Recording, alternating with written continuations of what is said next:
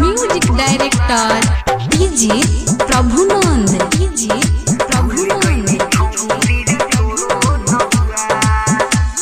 नया साल में पी के पियर पौआ भूल गईनी छौरी रे तोरो नौआ। नया साल में पी के पियर पौआ भूल गईनी छौरी रे तोरो नौआ।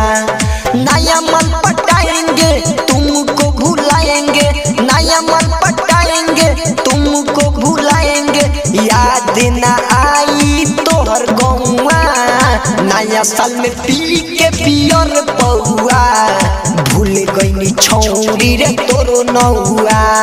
नया साल में पी के पियर पौआ भूल गईनी छौरी रे तोरो नौआ।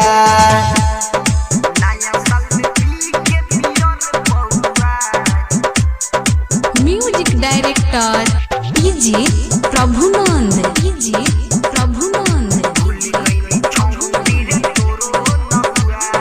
हम ना जननी प्यार में तोरा दिल इतना रोई, बच्चा बन के पल पल दिल याद में तोहरा रोई, याद में तोहरा रोई, याद में तोहरा रोई। हम ना जननी प्यार में तोरा दर्द इतना होई, बच्चा बन के पल पल दिल याद में तोहरा रोई, याद में तोहरा रोई, याद में तोहरा रोई। भूल गई सारा कसम गौआ, याद न आई तोहर नौआ। नया साल में पी के बियर पौआ भूल गईनी छौरी रे तोरो नौआ। नया मल पटाएंगे तुमको भुलाएंगे, नया मल पटाएंगे तुमको भुलाएंगे, याद न आई तोहर गौआ। नया साल में पी के बियर पौआ भूल गईनी छौरी रे तोरो नौआ।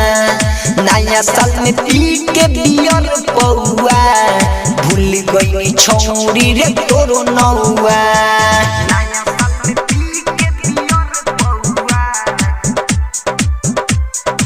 Music director DJ Prabhunand